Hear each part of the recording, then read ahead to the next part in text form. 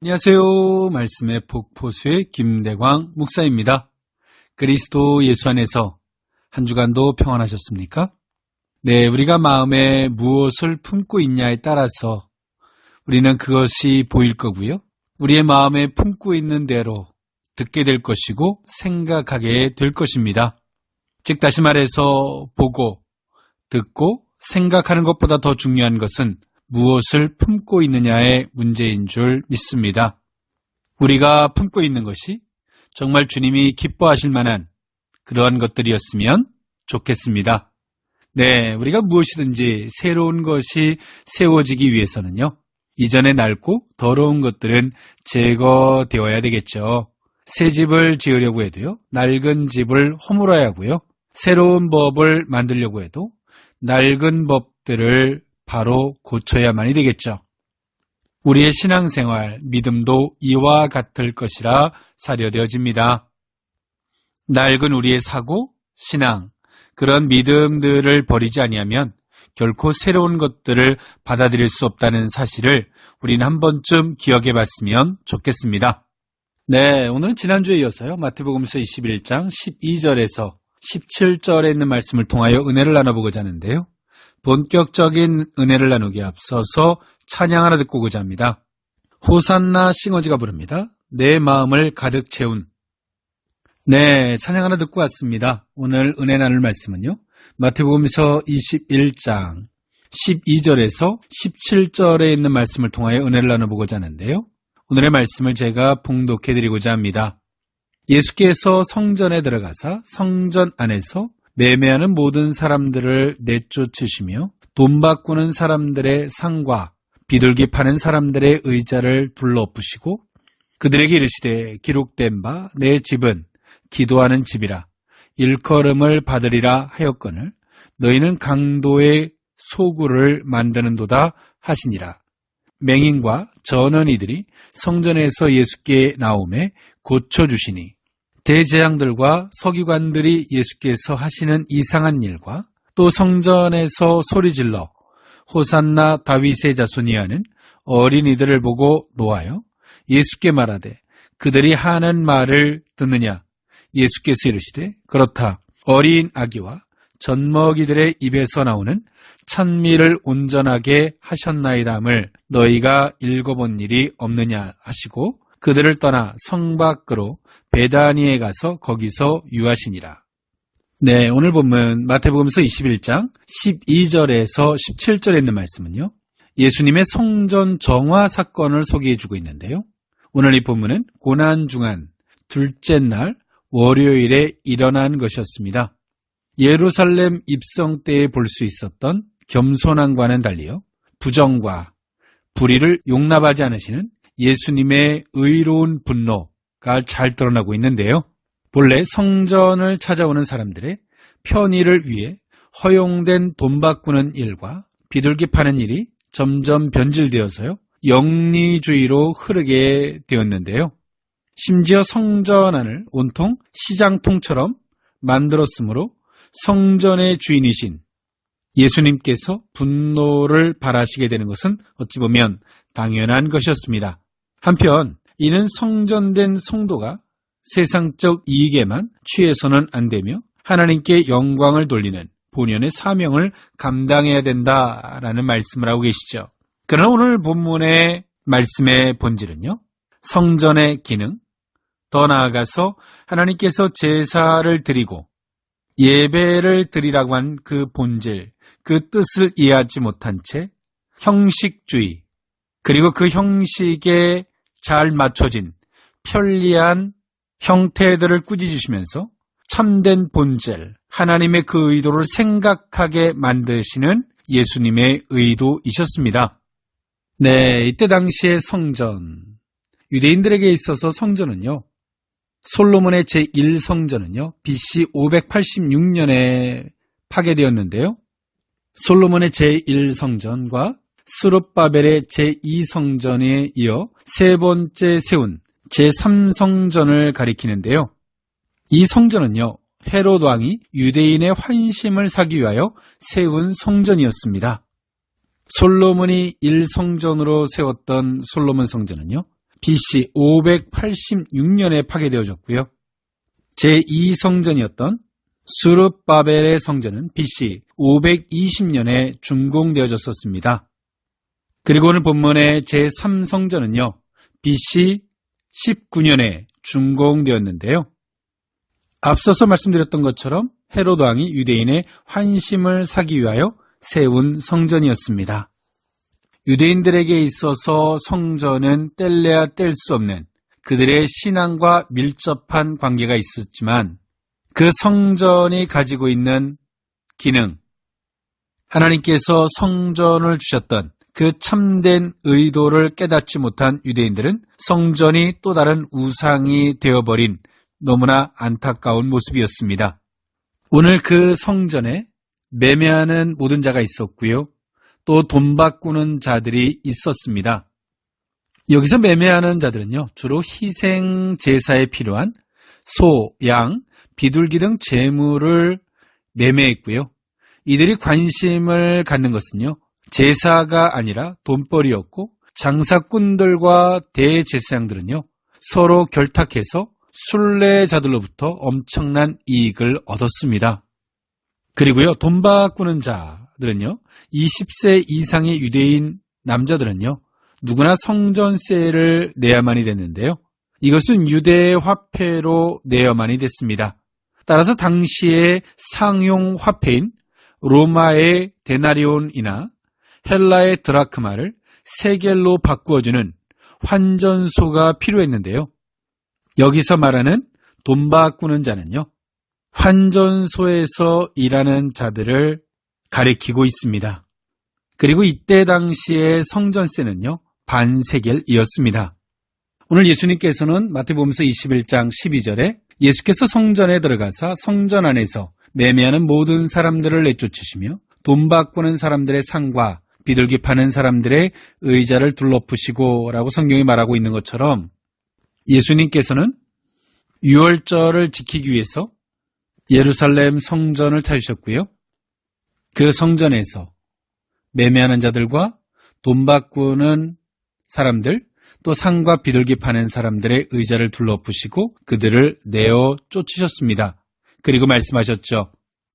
13절에 그들에게 이르시되 기록된 바 내 집은 기도하는 집이라 일컬음을 받으리라 하였거늘 너희는 강도의 소굴을 만들었도다 하시니라 라고 말씀하셨습니다. 이때 당시에 흩어져 있던 유대인들이 예루살렘 성전까지 와서 절기를 지키는 일은 굉장히 어려운 일이었습니다. 그것은 한 사람의 몸만 오는 것을 넘어서 그 제사에 필요한 제물이 필요했는데요. 그 제물들을 가지고 올 만한 거리, 그 거리가 상당했기 때문입니다. 그래서 그 제사의 편리함을 위해서 상인들은 제사의 제물을 준비해서 돈을 받고 팔았고요. 유대의 화폐로서 성전세를 바꾸자 했기에 다른 화폐들을 바꿔주는 일을 성전 안에서 했습니다.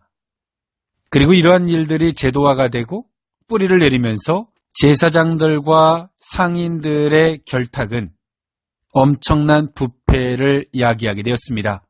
그리고 예수님께서 그 모든 것들을 뒤엎으시면서 내 집은 기도하는 집이다. 어찌하여 강도의 구렬로 만드느냐라고 책망을 하시지만 예수님의 책망의 의도는 하나님께 성전을 주신 의도와 그 뜻을 살피지 않고 형식주의에 매이고 그것의 편리함으로써 그 형식만을 다하려고 하는 그 유대인들을 책망하는 것을 포함하고 있는 것입니다. 지금 이 시대를 살아가는 크리스천들에게도 하나님께서 세워놓으신 예배라는 제도, 그 예배라는 제도의 의미, 그 이유를 모르는 채 그 예배의 기호를 인간에 맞추고 내 입맛에 맞는 예배를 드리려고 하고요. 보다 더 편리한 예배, 보다 더 인간에게 맞춰진 스스로의 만족된 예배로 그 예배의 주객이 전도되어진 그런 모습을 볼 수 있고요. 하나님께서 성도들에게 말씀하시는 헌금의 제도 또한도 그 의미를 모르는 채 그저 이만큼만 하면 다 했다라고 하는 어찌 보면 스스로의 양심에 자유만을 찾으려고 하는 극히 인간적인 모습, 하나님의 뜻은 모르는 채 그 자체의 형식만을 갖추려고 하는 이 시대의 크리스찬들의 모습과 너무나 흡사한 모습이라 생각이 드는데요. 오늘 본문은 우리에게 말씀하십니다. 그 참된 뜻과 본질을 이해하지 못한 그런 형식 자체는 하나님이 원하는 것이 아님을 우리에게 말씀하고 있죠. 오늘 우리는 그 뜻과 그 의미를 되새기고 찾는 그 안에서 진정한 진실된 마음과 감사의 마음으로 주께 드려지는 아름다운 예배, 하나님이 받으실 만한 예배가 이 시대를 살아가는 크리스찬들의 모습 속에서 있을 수 있기를 원합니다. 네, 예수님께서는 성전에서 매매하는 자들과 돈 바꾸는 자들, 또 그들을 내어 쫓으시고 난 이후에요. 그 성전 안에서 한켠에 밀려 있었던 맹인들과 또 저는 자들이 예수님께 나왔고요. 예수님은 그들을 고쳐주셨습니다. 성전 안에서 장사하는 사람들을 내어 쫓고 난 성전은요, 한산했을 것이고요. 그 한산한 성전에서 성전의 기능이 무엇인지, 성전 안에서 바라봐야 할 대상과 그 하나님의 은혜가 누구를 향하고 있는지를 오늘 이 병자들을 고쳐주시면서 그것을 분명하게 하셨습니다. 그런데요, 예수님이 하시는 이러한 행동들을요, 대제사장들과 서기관들은 이상한 일로 취급을 했는데요. 마태복음서 21장 15절에 대제사장들과 서기관들이 예수께서 하시는 이상한 일과 또 성전에서 소리질러 호산나 다윗의 자손이여 하는 어린이들을 보고 노하였다라고 성경은 말해주고 있습니다. 왜 이때 당시의 종교 지도자들, 대제사장들과 서기관들은요, 예수님이 하시는 이 모든 일들에 대해서 왜 이상한 일로 치부했을까요? 그것은 이렇습니다. 본인들이 세워놓은 제도, 그리고 그것이 스스로에게 정당화되고 사실이 되고 또 진리화되어져 있는 오늘 이들의 어리석음은 그것을 책망하는 예수님을 가리켜서 이상하게 여길 수밖에 없었다는 것이죠. 오늘 우리 속에서도 스스로 정당화를 시켜놓으면 그것을 책망하는 자의 소리를 들을 수 없는 교만과 아둔함에 빠질 수 있다는 사실을 우린 기억했으면 좋겠습니다. 앞에서 예수님은 내 집은 기도하는 집이라 라고 하는 말씀을 이 제사장들과 서기관들은 알아들을 수가 없는 것이죠. 네, 실제로요, 제사에 사용될 제물을 매매하는 장소는요, 실상 이방인들이 기도하는 장소였습니다. 사실은 이방인의 뜰이었죠. 오늘 장사꾼들은요, 성전 안에서 이방인들의 뜰인 기도하는 뜰을 장사꾼의 뜰로 바꾸어 놓았던 것입니다.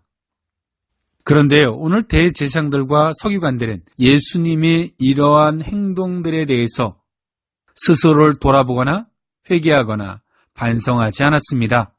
그것은 본인들의 잘못하고 있는 것을 자기 속에서 정당화시켜 놓고 합리화시켜 놓은 그들의 스스로의 내면의 모습은 예수님이 하시는 도리어 책망하는 이 모든 일들을 향해서 이상하다라고 여기는 스스로를 돌아볼 수 없는 그러한 자만과 오만의 태도에 사로잡혀 있었기 때문이었습니다. 그리고 이들은요, 자신의 잘못은 모르는 채 성전 안에서 소리질러서 호산나 다윗의 자손이 하는 어린 아이들의 소리만을 듣고 분노했죠. 예수님은 그들을 향해서 마태복음서 21장 16절에요. 예수께서 말하되 그들이 하는 말을 듣느냐? 예수께서 이르시되 그렇다. 어린 아가와 젖먹이들의 입에서 나오는 찬미를 온전하게 하셨나이다 함을 너희가 읽어본 일이 없느냐 하시고 그들을 떠나 성 밖으로 베다니에 가서 거기서 유하시니라 라고 성경은 말해주고 있습니다. 예수님은 그들의 잘못, 종교 지도자들의 잘못을 그들은 스스로 깨달을 수 없었고요. 그리고 도리어 어린 아이들의 호산나 다윗의 자손이여라고 외치는 그 어린 아이들에 대한 분노의 마음을 가졌던 이때 당시의 종교 지도자들을 가리켜서 그들의 영적 무지를 책망하기에 앞서서 구약의 말씀을 인용해서요. 너희가 읽어본 일이 없느냐라고 그들을 우회적으로 책망하셨습니다. 그리고 성경의 말씀을 기준으로 인하여 예수님을 바라보기보다는 본인들이 세워놓은 원칙과 기준과 어리석음을 기준으로 예수님을 바라보기에 예수님이 메시아로 보이지 아니하고 기적과 능력을 나타냄에도 불구하고 예수님을 통하여 하나님을 발견할 수 없는 이들의 어리석음을 예수님은 지적하고 계시는 것입니다. 그리고 예수님은 그곳을 떠나셔서 베다니로 가셨는데요. 이 베다니는요, 슬픔의 집이란 뜻으로요, 예루살렘에서 약 2km 정도 떨어진 감람산 동쪽 산록에 위치한 동네이었는데요. 예수님은 이 어리석은 자들과 더 이상 변론하거나 말을 하려고 하지 않았습니다. 그것은 무슨 이유였을까요? 이들이 영적 무지였고 어찌 보면 술 취한 자 같았기 때문에 더 이상 그들과 대화를 할 수 없다는 것을 예수님은 너무나 잘 아셨기 때문에 그들을 억지로 이해하거나 설명하려고 하지 않으셨습니다. 다만 말씀을 들어 책망하셨고요. 스스로 깨달을 수 있도록, 깨달을 수도 없었겠지만 그렇게 하고 예수님은 그 자리를 비키신 것입니다.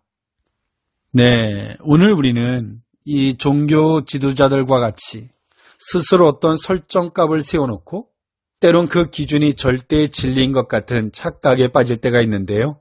우리가 세운 기준이, 때론 우리가 바라보는 기준이 하나님의 말씀이 아니라면 우리가 보는 것은 우리의 잣대요, 그 판단에 지나지 않음을 우리는 생각해 볼 수 있었으면 좋겠습니다. 네, 오늘 말씀을 좀 정리해보면 다음과 같습니다. 예수님의 성전 정화 사건은요, 고난주간의 둘째 날 월요일에 있었던 일이었는데요. 예수님은 표면적인 성전의 정화를 통해서 당신이 그리스도, 즉 십자가에 못 박혀 죽으심의 당신의 이 사역은 성도들의 성전, 신령 성전을 회복케 하시는 그 뜻과 그 사역이 포함되어 있음을 또 우리에게 말씀하고 계시지요. 주님은 누구를 위해서 오신 분이실까요?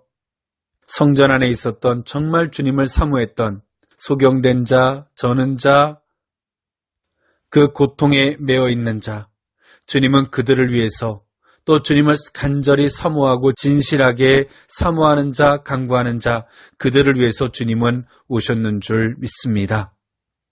주님이 이 시대를 살아가는 성도들에게 요구하시는 그 제도들을 우리 인간의 편의에 맞춰서 편리함에다가 하나님의 제도를 재해석하지는 않았는지 우리는 한 번쯤 돌아볼 수 있었으면 좋겠습니다.